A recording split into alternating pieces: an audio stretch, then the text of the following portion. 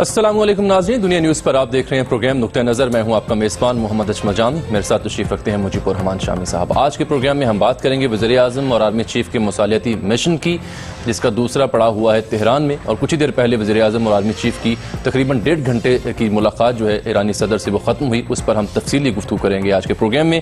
ساتھ ساتھ جو وفاقی وزیر دفاع ہیں خواجہ آصف صاحب، ان کے آج بہت اہم بیانات سامنے آئے ہیں۔ بالخصوص انہوں نے یہ بتانے کی کوشش کی ہے کہ F-16 کی جو ڈیل ہے امریکہ کے ساتھ، اب وہ کیوں پوری نہیں ہو پا رہی، اس میں کون شخص پاکستان کے خلاف کردار ادا کر رہا ہے، ان کا بیان بھی سنائیں گے، اس پر تبصرہ بھی کریں گے۔ ساتھ میں آپ کو بتا دیں کہ جمرود میں دہشت گردی کا آج ایک واقعہ پیش آیا، جس میں خاصدار چیک پوسٹ کے قریب دھماکہ ہوا، 10 افراد شہید ہوئے، اس کا بھی جائزہ لیں گے۔ اور سندھ سرکار ایک ایسے بل کی تیاری کر رہی ہے جس کے بعد جو مساجد میں جمعے کے خطبے ہیں وہ سرکار کی جانب سے تیار کر کے دیے جائیں گے۔ اور ایپیکس کمیٹی کا آج سندھ میں اجلاس بھی ہوا، ان دونوں معاملات پر ہم رائے جانیں گے قیوم سمرو صاحب کی۔ اور آخر میں جو پنجاب میں 4 اہم کیسز، 4 اہم واقعات کرائم سینز کے ہوئے پچھلے 1 ماہ کے دوران، ان کا جائزہ لیں گے کہ ان کا ڈراپ سین کیا ہوا، جس میں ہونٹ سینے کا واقعہ تھا، ہاتھ کاٹنے کا واقعہ تھا، بچی کے ساتھ ریپ ہوا تھا مبینہ طور پر، اور ایک حاملہ خاتون کی ہلاکت کا معاملہ بھی سامنے آیا تھا، اس میں میڈیا کردار کیا رہا اور حکومت کی فائنڈنگز کیا ہیں، آپ تک ہم پہنچائیں گے۔ تو شامی صاحب، سب سے پہلے جو مصالحتی مشن ہے اس سے ہم پروگرام کا آغاز کرتے ہیں۔ ریاض میں پہلے پڑا ہوا، وہاں ملاقاتیں ہوئیں، اب تہران میں پہلے آرمی چیف کی ایرانی وزیر دفاع سے ملاقات ہوئی، اس کے بعد وزیر اعظم کی اور آرمی چیف دونوں کی ملاقات ہوئی ایرانی صدر سے۔ ملاقات تو طے تھی 40 سے 50 منٹ کی، لیکن یہ تقریباً 1 گھنٹہ 50 منٹ تک جاری رہی، اس کے بعد یہ ملاقات ختم ہوئی۔ اعلامیہ کا بھی انتظار کیا جا رہا ہے، مگر وزیر اعظم تو روانہ ہو گئے نا وہاں سے؟ جی، انہوں نے وہاں سوئٹزرلینڈ جانا ہے، وہاں پہ ڈیووس فورم ہو رہا ہے، اور وہاں پر وہ امریکی جو سیکرٹری ہیں جان کیری اور نائب صدر جو بائیڈن، ان سے بھی ملاقات کریں گے وہاں پر۔ تو چلیے، مشترکہ اعلامیہ بھی جاری ہو جائے گا، لیکن بظاہر یہ معلوم ہوتا ہے کہ یہ جو دورہ ہے لا حاصل نہیں رہا۔ دیکھیے، ایک رابطہ ہوا ہے، فریقین کی بات سنی گئی ہے، ان تک بالواسطہ سے ہی ایک دوسرے کا موقف پہنچایا گیا ہے، اور امکانات اس بات کے پیدا ہوئے ہیں کہ صورت بہتری کی نکلے، یعنی وہاں تک معاملات چلے جائیں جہاں سے کہ بگاڑ شروع ہوا تھا۔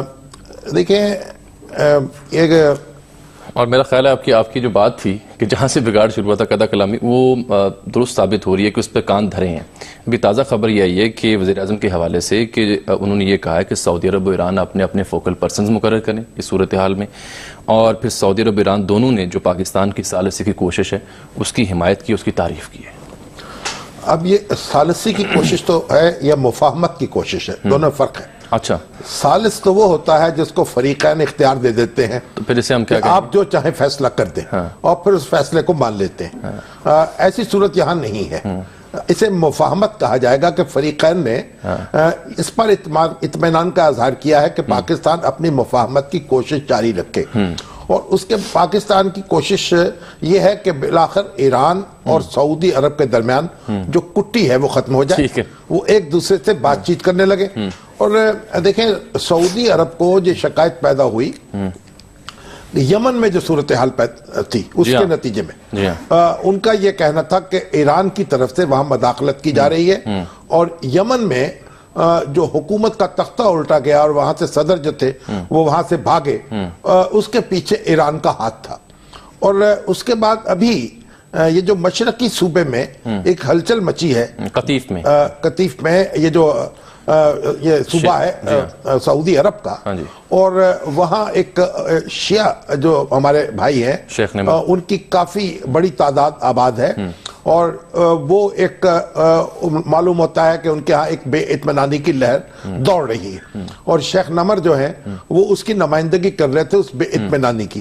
جب ان کو پھانسی دی گئی تو پھر یہ الزام بھی لگا، اس پر پھر رد عمل آیا، تہران میں سفارت خانہ جو ہے اس پر حملہ ہوا، اس کے نتیجے میں سفارتی تعلقات منقطع ہوئے۔ تو سعودی عرب کی شکایت یہ ہے کہ ایران جو ہے یا ایران کے بعض عناصر وہ سعودی عرب کے معاملات میں مداخلت کر رہے ہیں داخلی طور پر۔ تو گویا ایک تو ہے نا کہ پرانی رنجشیں، تو پرانی رنجشیں جو ہیں وہ اپنی جگہ ہیں، لیکن ابھی جو تازہ واردات ہے وہ یعنی یہیں سے شروع ہوئی ہے۔ تو اس لیے جو سعودی عرب کے بادشاہ کے ساتھ वजीर आजम का मुश्तरका एलामिया जारी हुआ बातचीत के बाद, उसमें इस बात को सराहा गया, जो प्रोसेस पाकिस्तान ने शुरू किया है उसको सराहा गया। गोया सऊदी अरब ने खुल्लम खुल्ला ये बात कही कि वो इसकी हमायत करता है इस कोशिश की। और फिर उसके बाद बड़ी गर्मजोशी से तेहरान में इस्तकबाल हुआ वजीर आजम का, उनके रफ़ा इब्राहिम राजा साहब से जान लेते हैं, ब्यूरो चीफ और वहां उनसे भी जानते हैं। लेकिन वहां और फिर जो तवील मुलाकात है, इसका मतलब यह है कि तेहरान में भी ये ख्वाहिश पाई जाती है कि मामलात को बिगड़ने से बचाया जाए। और जब ये ख्वाहिश दो तरफा मौजूद हो तो फिर उसके लिए इक़दामात किए जा सकते हैं। और मेरा ख्याल है कि दोनों के दरमियान बराह रास्त राब्ता मुमकिन हो जाएगा कुछ थोड़ी सी कोशिश के बाद। इसीलिए शायद वो फोकल पर्सन वाली बात की गई है। हाँ जी। इब्राहिम राजा साहब, अस्सलाम वालेकुम। जी वालेकुम अस्सलाम। तो बताइए, इस्लामाबाद में क्या खबर है? वजीर आजम हाउस के जराए, वजारत खारजा के जराए और जनाब ISPR के जराए क्या बताते हैं आपको? जी शामी साहब, ये जो मुलाकात हुई है ईरानी सदर हसन रूहानी के साथ, और ये जो 40 मिनट की तय थी लेकिन 1.5 घंटे तक ये जारी रही, इसमें जो बुनियादी तौर पर जो पाकिस्तानी क़यादत है उसने 3 नुकात शेयर किए। एक तो वही नुकता था कि पाकिस्तान ने जो तजावीज़ तैयार की थी सालसी के लिए, जिसका अहम तरीन नुकता यह है कि दोनों मुल्कों के दरमियान सफारती ताल्लुकात पहले मरले में बहाल हो।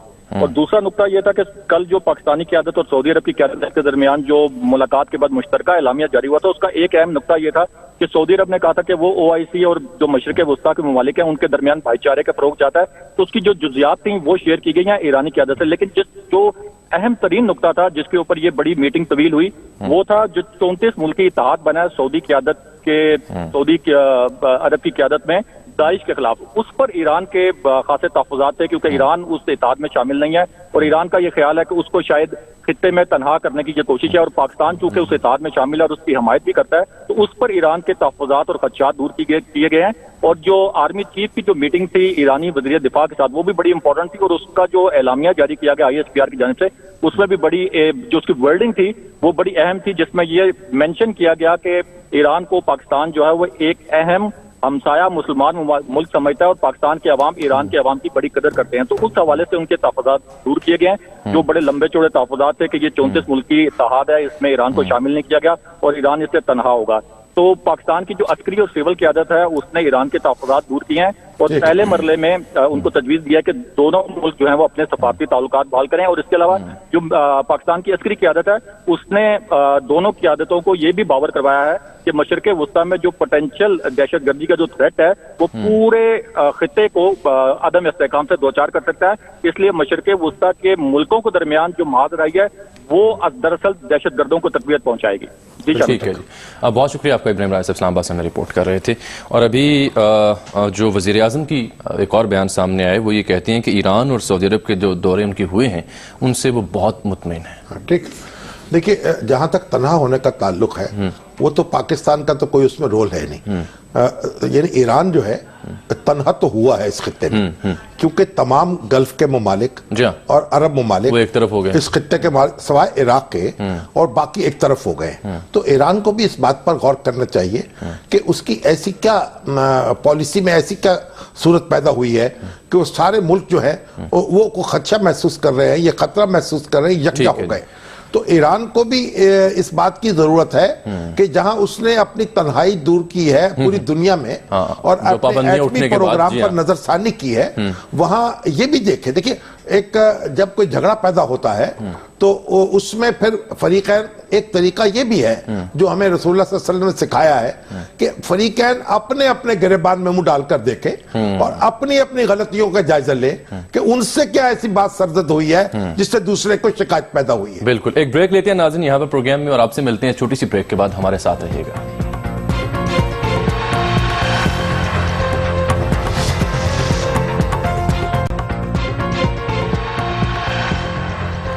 वेलकम बैक नाज़रीन, हम बात करें पाकिस्तान के मुसालियाती मिशन की, जिसमें तेहरान पहुंचे वज़ीर आज़म और आर्मी चीफ भी। शामी साहब, इससे पहले जो बीजिंग है, चाइना है, वो भी हरकत में है। वो जब पाकिस्तान वहाँ से रियाज से यहाँ पहुंचे पाकिस्तानी क़यादत, तो वहाँ पर बीजिंग के जो चाइना के सदर हैं वो पहुँच गए रियाज में। इसी सिलसिले में खबर है कि वो भी उनसे मुलाकात करेंगे और कोशिश करेंगे मुसालियत। जी देखिए, इस खित्ते के जितने भी ममालिक हैं, बल्कि पूरी दुनिया के जो मुल्क हैं, उनको तशवीश है इस बात पर, और सऊदी अरब और ईरान के दरमियान तलखी नहीं बढ़नी चाहिए। اور چین اپنی کوشش کر رہا ہے. چین کے بھی تعلقات ایران سے بھی اچھے ہیں اور سعودی عرب سے بھی اچھے تعلقات ہیں, تو چین کو بھی کوشش کرنی چاہیے اور امریکہ کو بھی کوشش کرنی چاہیے. لیکن یہ انگریزی اخبار آج ایک سرخی جماتا ہے, بڑا موقع اخبار ہے, وہ کہتا ہے کہ جی جو ان کی ہیڈ لائن تھی وہ یہ تھی, اس سے تاثر یہ ملا ہے کہ جیسے جو کل ملاقاتیں ہوئی آرمی چیف کی وزیر اعظم کے سعودی شاہ سے, اس میں صرف جو اینٹی ٹیررزم کا کوalition بڑا ہے 34 ملک کی, اس پر ہی صرف گفتگو ہوئی ہے. یعنی اس کی سرخی میں بھی کوئی رنگ نہیں تھا مصالحت کا, مفاہمت کا, اور نہ ہی میں یہ دیکھتا ہوں کہ اخبارات میں جو کوریج ہو رہی ہے, جس طرح کی رپورٹنگ ہو رہی ہے, پہلی تو بات یہ, اس خبر میں تو مشترکہ اعلامیہ کا ذکر نہیں جو بادشاہ میں, یہ اگر اس کا جائزہ لیا جائے تو اس میں مجھے سیکٹیرین رنگ لگتا ہے, اور ہمارے جو رپورٹر حضرات ہیں وہ کسی مسلک سے تعلق رکھتے ہوں, انہیں یعنی اپنے اخبار کو اس کا ذریعہ نہیں بنانا چاہیے, اپنے مسلک کا تعصب اس سے نہیں جھلکنا چاہیے. اگر یہ کام کیا جائے گا تو یہ بہت نقصان دہ ہوگا, یعنی اور خاص طور پر یعنی ان ملکوں کے لیے جن کی جو تعداد کے اعتبار سے اکثریت جو ہے مسلمانوں کی جو ان کے مسلک سے تعلق نہیں رکھتی. ٹھیک ہے, تو جو ہمارے اخبار نویس بھائی ہیں, میں ان کو یہ گزارش کروں گا کہ وہ جس بھی مسلک سے تعلق رکھتے ہوں اس کے ساتھ جتنے بھی فیتھفل کیوں نہ ہوں, لیکن اپنے رپورٹنگ مسلک نہ جھلکے, مسلک جھلکے, اور تبصرے میں بھی مسلک نہیں جھلکنا چاہیے. باقی ہر ایک کی اپنی رائے ہے, جو اختلاف کر سکتا ہے. کوئی وہ رائے تو پھر آپ اوپینین میں لکھ دیں نا, کالم لکھ دیں, خبروں میں اس طرح نہیں کر سکتے. فرنٹ پیج اور یہ جو بڑے موقر اخبارات ہیں ان کو تو بہت احتیاط کرنی چاہیے, ان کو ان کا رنگ زرد نہیں ہونا چاہیے. صحیح. خواجہ آصف صاحب آج بولے ہیں ایوان میں, تو انہوں نے کہا جو F-16 کی جو ڈیل ہے, جو 8 طیارے ملنے ہیں, وہ کھٹائی میں پڑی ہوئی, اور اس کی ایک وجہ انہوں نے بتائی ہے. وہ وجہ کیا ہے, ذرا میں آپ کو ناظرین کو دکھاتا ہوں, دیکھیے جی. Administration of USA is committed to provide us 8 F-16s. وہاں پہ کچھ لابیسٹ جو ہے اس کے خلاف کام کر رہے ہیں, کچھ ہاؤس آف ریپرزینٹیٹو کے لوگ جو ہیں ان لابیسٹ ان کو اپروچ کر رہے ہیں. اس میں انڈین لابی بھی ہے, اور اس میں ہمارے پاکستان کے جو سابق سفیر تھے پیپلز پارٹی کی گورنمنٹ میں وہاں, وہ بھی پاکستان کے خلاف وہاں پہ کام کر رہے ہیں, لابی کر رہے ہیں کہ یہ F-16 جو ہے یہ پاکستان کو نہ دیے جائیں. اب میں تو بڑا معصومانہ تبصرہ کروں گا سر, وہاں سفیر تو 2 تھے پیپلز پارٹی کے دور میں, ہمیں کیا پتا کن کی یہ بات کر رہے ہیں. اتنی معصومیت بھی اچھی نہیں ہے. صحیح. یہ سب کو معلوم ہے کہ حسین حقانی صاحب ہیں, ان کے آرٹیکل بھی چھپ چکے ہیں اس میں, اور کوئی اپنے رائے انہوں نے اپنی ڈھکی چھپی نہیں رکھی. لیکن دیکھیے ایک سوال تو یہ پیدا ہوتا ہے کہ کیا ایک شخص جو ہے وہ اتنا طاقتور ہو سکتا ہے, اتنا فعال ہو سکتا ہے کہ پوری حکومت کو زج کر دے, اور پوری حکومت کو تشویش ہو رہی ہے ایک شخص, اور تشویش ہو رہی. تو ایک تو یہ بات بڑے غور کے قابل ہے, اور یہ خواجہ صاحب کی جو حکومت ہے اس کی صلاحیت پر کوئی اچھا تاثر نہیں چھوڑتی, اچھا تبصرہ نہیں ہے اپنی حکومت کے بارے میں خواجہ صاحب کا. یعنی وہ یہ بات جو ہے جو انہوں نے کہی ہے یہ ناقابل دفاع ہے. دوسری بات میں عرض کرنا چاہتا ہوں کہ حسین حقانی صاحب کو یہ بات نوٹ کرنی چاہیے کہ حکومتوں سے جتنے بھی اختلافات ہوں, ریاست کی وفاداری جو ہے اور ریاست کے مفادات جو ہیں وہ اولیت ان کی ہونی چاہیے. حکومت کا غصہ ریاست پہ نہیں اتارنا چاہیے, اور پاکستان کی دفاعی صلاحیت میں اضافے کی جو کوشش ہے اس میں رکاوٹ ڈالنا, اس کے خلاف دلائل لانا, یہ کسی پاکستانی کو زیب نہیں دیتا, اور اس کی مذمت تو ہم بالکل کریں گے, اور ہر شخص کرے گا چاہے وہ کسی بھی پارٹی سے تعلق رکھتا ہوں. خواجہ صاحب نے اور بھی باتیں کی, یہ تو ایوان میں تھیں, باہر نکلے تو میڈیا سے انہوں نے گفتگو کی تھی, تو انہوں نے کہا کہ اب ایسا نہیں ہوگا کہ غیر ریاستی عناصر جو ہیں وہ دن دناتے پھریں. سوال ان سے کیا گیا تو انہوں نے کہا بھارت نے کچھ ڈوزیئرز دیے ہیں, اگر مزید ضرورت ہے تو رابطہ کریں گے. اور مولانا مسعود اظہر کے بارے میں جب ان سے پرٹننٹ کوسچن کیا گیا ہمارے ایک ساتھی دوست نے, تو انہوں نے کہا کہ ان کے خلاف کوئی نہ کوئی تو لیڈ ہوگی نا جو انہیں ہم نے حفاظتی تحویل میں رکھا ہے. ٹھیک ہے, یہ تو خواجہ صاحب زیادہ بہتر طریقے سے جانتے ہیں. ویسے تو وہ کسی میٹنگ میں شریک نہیں ہوئے. ہمارے کامران خان صاحب نے تو باقاعدہ اس کو موضوع بنایا ہے گفتگو کا کہ خواجہ صاحب ہر اس میٹنگ سے غیر حاضر ہیں, اور جو یہ دفاع کے معاملے میں, جو خارجی داخلی امور کے معاملے میں, جو یعنی ایران اور سعودی عرب کے معاملے کے تنازع کے معاملے میں ہوئی ہے. اور خواجہ صاحب نے ایک پروگرام میں تو یہ کہا کہ میں نجی दौरे पर लाहौर में हूं, तो अगर वजीर दफा साहब जो हैं उनके निजी दौरे इतने इंपॉर्टेंट हों कि ऐसी मीटिंग्स को अवॉइड किया जाए, अवॉइड करें या मीटिंग्स उनको अवॉइड करें। मेरा ख्याल है यही जवाब है। अच्छा शामी साहब, ये आज जमरोद में बड़ा अफसोसनाक वाकया पेश हुआ है। खासादार चेक पोस्ट थी, वहाँ खुदकुश धमाका हुआ, 10 अफराद शहीद हैं, 2 एहलकार भी हैं, 28 जख्मी हुए हैं, और जिम्मेदारी जो है वो तालिबान ने, TTP ने कबूल किया। हमारे जो कॉरेस्पॉन्डेंट्स हैं वहाँ पर भी बता रहे हैं उन्होंने जिम्मेदारी कबूल किया। देखिए, तो साफ मतलब है कि आपको इत्मीनान से नहीं बैठना।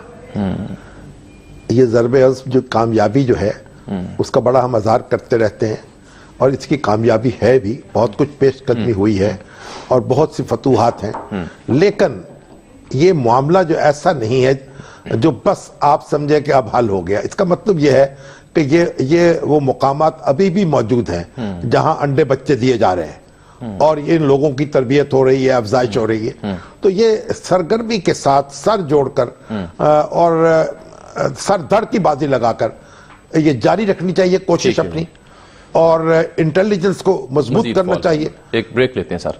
नाज़रीन, यहाँ प्रोग्राम वक्त है एक ब्रेक का, वापस आते हैं तो कुछ जिक्र होगा सिंध हुकूमत का भी और जनाब निसार खोड़ो साहब का भी कि वो ईवान में आज क्या करते रहे, देख पाएंगे आप एक ब्रेक के बाद।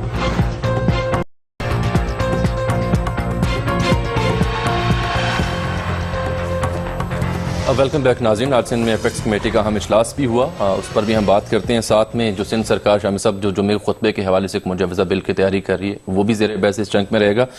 उसके लिए हमें ज्वाइन कर रखा है स्टूडियो में, कराची स्टूडियो में डॉक्टर सेनेटर क़य्यूम सुमरू साहब ने। आप मुशीर हैं वज़ीर आला सिंध के बराए मजहबी उमूर और एपेक्स कमेटी का भी हिस्सा होते हैं उन मुलाकातों का भी। डॉक्टर साहब बहुत शुक्रिया प्रोग्राम में आप तशरीफ़ लाए। सबसे पहले आपको, शामी साहब को, नाज़रीन को मैं कुछ दिखाना चाह रहा हूँ या सुनाना चाह रहा हूँ, अगर आप देख सकते हो देख ली, वरना मैं आपको कमेंट्री कर देता हूँ। शाम साहब ये देखिए, ये विजुअल जी, ये जनाब निसार खोड़ो साहब हैं और ईवान में खड़े हैं और दीगर अरकान भी आसपास हैं, ख़वातीन भी हैं, ईवान भी है। तो तलब हुई उन्हें निकोटीन की सिगरेट सुलगाया और फिर कागजात पर गौर भी करते रहे और साथ सिगरेट के जो कश हैं वो भी खींचते रहे। नहीं, ये तो उन्होंने ईवान का इस्तेहकाक मजरू किया है, इस पर कार्रवाई हो सकती है उनके खिलाफ, अगर स्पीकर चाहें और ईवान चाहे, और कुछ ना कुछ कार्रवाई तो होनी चाहिए। और मेरा ख्याल सोमरो साहब भी इससे इत्तेफाक ही करेंगे कि सोमरो साहब इत्तेफाक करते हैं आप? बस मैं तो इस पे यही कह सकता हूं कि अगर आप लोग शेख रशीद के सिगार न दिखाते होते तो शायद ये अपना हमारे निसार साहब शायद न करते। कौमी असम्बली में वहां पे जब सिगार पिए जा रहे, नहीं कौमी असम्बली के अंदर, नहीं, कौमी असम्बली के अंदर सिगार नहीं को नहीं, कौमी असम्बली कोई फुटेज नहीं है हमारे पास, फुटेज ऐसी अगर है आपके पास दे दीजिएगा। अगर आप हमें भिजवा दे तो बड़ी मेहरबानी होगी। खैर, आप तो क्योंकि मजहबी अमूर के मुशीर हैं, Even then two wrongs. बाकी रही बात ये कि इस पे नहीं, मैं मकसद ये नहीं कहता हूँ कोई अच्छा अमल है और नहीं करना चाहिए। देखें, हमारे बच्चे भी और पूरा माहौल भी और इस इखलाक से मुतासर होते हैं, तो हमें अपने रवैयों को भी जो है सोचना चाहिए और जिम्मेदारी का एहसास करना चाहिए। आप ये कह सकते हैं कि बेध्यानी में हो गया। मैं इसको अगर ऐसे भी कहूँ कि अपोजिशन ने जो है ना जिस तरीके से एक माहौल बनाया हुआ है वहाँ पे, तो एक बंदा इंसान, उस वजह से इंसान की मत मारी जाती है। अपोजिशन ने मत मार दी। अच्छा डॉक्टर साहब ये बताइए, लेकिन बहरहाल और कोई रास्ता भी नहीं होता। आप ये बताइए कि ये जो एपेक्स कमेटी के इजलास में क्या हुआ? देखें, एपेक्स कमेटी के इजलास तो हमेशा होते रहते हैं और आज के इजलास की भी बहुत बड़ी अहमियत है। जिस तरह पहले इजलास हुए हैं और उनके जो फैसले होते हैं उसकी रोशनी में फिर उसके ऊपर अमल दरामद के लिए सोचा जाता है। तो आज भी अहम तरीन ये मीटिंग थी और इस सिलसिले में सबसे अच्छी बात जो हुई वो ये एक जो तासुर पाया जा रहा था कि जी वहाँ पे DG रेंजर्स हो या दूसरे जो इदारे जो हैं वो लॉ इन्फोर्समेंट जो इदारे हैं वो और सिंध गवर्नमेंट एक पेज पे नहीं है, तो कम अज़ कम वो तासुर, वो इम्प्रेशन बिल्कुल ख़त्म हो गया है। और एक अच्छे और कोऑर्डिनेशन के तहत और अच्छे अंदाज में ये मीटिंग हुई और तमाम तकरीबन 5-6 घंटे ये मीटिंग रही और जो फैसले हुए बाहमी इत्तेफाक और मशवरों से हुए और इंशाअल्लाह ताला उस पर अमल दरामद भी होंगे। और पिछली जो कमेटी के फैसले थे उसके ऊपर भी रोशनी। फैसले क्या हुए? मिलिट्री कोर्ट्स के हवाले से बात है, वो कब से फॉलो हो रहे हैं? जी, मैं बता रहा हूँ लॉ एंड ऑर्डर सिचुएशन को बेहतर करने के लिए बात हुई, और यहाँ पे जो है कोर्ट्स को जो है इंसदाद दहशतगर्दी जो है कोर्टों को बढ़ाने की बात हुई कि जी वो 10 कोर्ट हैं इसको और बढ़ाए जाएं, 20 कर दिए जाएं, 30 कर दिए जाएं, ताकि कम से कम जो केसेस पड़े हुए हैं काफ़ी दिनों से पेंडिंग, तो वो उसके स्पीडी ट्रायल हो और जल्दी जल्दी उसमें फैसले आ जाएं। और इसके अलावा प्रोसिक्यूशन को मजबूत बनाने के लिए प्रोसिक्यूशन को मजीद प्रोसिक्यूटर लगाने की बात हुई और आईओज की लगाने की बात हुई। ये तमाम तर वहाँ पे डिस्कशन हुआ और फैसले हुए कि 10 और मजीद कोर्टें बनाई जाएंगी कराची में। नहीं, मिलिट्री कोर्ट नहीं, ये वो कोर्ट है इंसदाद दहशतगर्दी। मिलिट्री कोर्ट का जिक्र इस हवाले से हुआ जो केसेस हम यहाँ से भेजते हैं और इस पे इत्मीनान का इजहार हुआ कि उनकी कोर्टों की वजह से परफॉर्मेंस अच्छी रही है और दहशतगर्दी के वाकयात में बहुत हद तक कमी आई है, क्योंकि जब एग्जीक्यूशन प्रॉपर होती है तो कोई खौफ की एक फिजा भी होती है। तो इस हवाले से तो हमने उसको अप्रिशिएट भी किया और जो केसेस सिंध की तरफ से गए हैं उसके ऊपर भी बातचीत हुई कि क्योंकि अब जाहिर बात है सिंध सिफारिश करके मरकज को भेजती है और मरकज जो है अपनी कमेटी के बाद जो है डिसीजन करके उसके बाद मिलिट्री कोर्ट्स में केस भेज देती है। वो भी बात इस हवाले से जरूर हुई, उसकी परफॉर्मेंस पे हुई और उसकी सेटिस्फेक्शन पे हुई कि उसकी वजह से बहुत सारी चीजें बेहतर होगी। डॉक्टर साहब ये बताइए कि जो ये कहा जा रहा है कि 12 केसेस रेंजर्स ने भेजे हैं जिनके लिए JITs बननी है और वो जॉइंट इन्वेस्टिगेशन टीम्स नहीं बन रही और वजारत दाखिला जो है सिंध हुकूमत की वो उसे रोक के बैठी हुई है फाइलों को, इसका कोई भी तज़किरा हुआ इस बार? इसका बिल्कुल तबसरा हुआ, तज़किरा भी हुआ और वज़ीर दाखिला ने जो है हमारे सिंध के उन्होंने जवाब भी दिया। उन्होंने कहा कि मेरे पास अभी तक इस तरह की कोई GIT की जो है वो केसेस नहीं आए, लेकिन अगर वो उसने कहा अगर आए तो इसको जल्दी स्पीडी तौर पे जो है हम निकाल करके वापस करेंगे। ये बिल्कुल बात हुई थी और उन्होंने उस पर यही जवाब दिया था। ठीक है, आप ये बताइए कि अब मस्जिदों के खुतबे लिखने का शौक कैसे पैदा हो गया आपको कि मौलवियों को आप लिख लिख के खुतबे देंगे? शामी साहब ये बात थोड़ी समझने वाली है, इस तरह बात नहीं है कि हम उनको खुतबे लिख करके देंगे और वो पढ़ेंगे, नहीं ऐसा नहीं। मैं आपको इसकी थोड़ी ब्रीफ बता दूं अगर आप मुझे 2 मिनट दे सकते हैं और मुनासिब समझते हैं तो। नहीं हम वक्त तो देंगे, ये रिलीजियस अफेयर जी हाँ जी मैं जल्दी कर रहा हूँ। रिलीजियस अफेयर्स मिनिस्ट्री की तरफ से मुझे कोई 8-9 महीने से जिम्मेदारी दी गई थी, तो उसमें जो मेरी पहली कोशिश ये थी जिस पे मैंने इसको बुनियाद बनाया था कि पाकिस्तान के अंदर जो दहशतगर्दी में जो सबब बनती है वो चीज़ें ये होती है कि हमारे यहाँ मजहबी हम आहंगी नहीं है, बर्दाश्त का कल्चर नहीं है, हम एक दूसरे सेक्ट के खिलाफ जिस तरह बातें करते हैं उससे जो है मामलात और ख़राब होते हैं, एक्सट्रीमिज़म बढ़ता है और दहशतगर्दी के वाक़यात में जो इजाफा हो रहा था तो उसको हमने कम करने की मैंने कोशिश की। और पहली कोशिश में मैंने तमाम जितने भी यहाँ पे सेक्ट्स हैं, जितने भी जो है मसलक के लोग हैं, उनसे मैंने मुलाकातों का सिलसिला शुरू किया और अल्हम्दुलिल्लाह कराची के अंदर पूरी इंटीरियर सिंध से कराची तक तमाम मसलक के लोगों से मेरी एक मरतबा नहीं 12 मुलाकातें हुई और वो नतीजा खेज इसलिए हुई कि हमने फिर उनकी मीटिंग्स तलब की और तमाम तर लोगों को एक साथ बिठाया और 5 पॉइंट्स पे हमने एक डिस्कशन किया, जामिया डिस्कशन। और पहली पॉइंट ये थी नेब के तहत जब नेशनल एक्शन प्लान के तहत जब जहाँ पे ये बात आई कि मदारिस की रजिस्ट्रेशन करानी है तो उस पॉइंट पे मैंने तकरीबन वफाक के जितने भी इदारे हैं 5 बोर्ड है अपना शामी साहब वफाक के जो मुख्तलिफ जो है मसलक के लोग उनके उसकी डायरेक्शन पे चलते हैं, जिसमें अहले हदीस है, अहले शियत है और देवबंदी हजरात हैं, बरेलवी हजरात हैं और जमात इस्लामी के। मैं इन तमाम 5 मसलक के लोगों को मैंने इन बोर्ड को बुलाया, 2 मरतबा हमारी मीटिंग हुई और उसमें बुनियादी तौर पे 4-5 चीजें हमने तय की थी और वो उसमें आहिस्ते आहिस्ते उस पे ऊपर हमने अब अमल दरामद शुरू कर दिया है। पहली फुर्सत में हमने रजिस्ट्रेशन के अमल को लिया और आज ये क्रेडिट सिंध गवर्नमेंट को जाता है, मिनिस्टर रिलीजियस अफेयर्स की तरफ से जाता है कि सबसे पहले सिंध के अंदर रजिस्ट्रेशन का अमल भी मुकम्मल हुआ और शुरुआत भी हमने अपनी मिनिस्ट्री की तरफ से की। उसके बाद फिर दूसरी जो इसकी अहम तरीन जो आगे दूसरी बात ये थी कि इन तमाम मदारिस की ऑडिट का था कि जो इनके सोर्सेज ऑफ इनकम है और जो ये खर्च करते हैं इनका एक तरीकेकार होना चाहिए, जामिया एक निसाब हो, एक नज़्म ज़ब्त हो जिसमें हमें मकसद गवर्नमेंट को एटलीस्ट पता हो कि आपके सोर्सेज ऑफ इनकम क्या है, क्योंकि उसके हवाले से जो रिलेटेड चीजें हैं वो दहशतगर्दी में फाइनेंस टेररिज्म के हवाले से थी, तो वो भी हमने ऑलमोस्ट इनके साथ डिस्कस कर लिया है। और तीसरी पॉइंट ये थी कि स्टूडेंट्स जो मदारिस के तुलबा है उनके यहाँ वहाँ एक यूनिफॉर्म ऐसा हो जो कम से कम हमें यकीन हो कि ये मदारिस के तलबा है, इनमें से कोई बाहर का ऐसा बंदा नहीं आ रहा है जिसकी वजह से आइडेंटिफिकेशन करने में कोई मुश्किलात ना हो।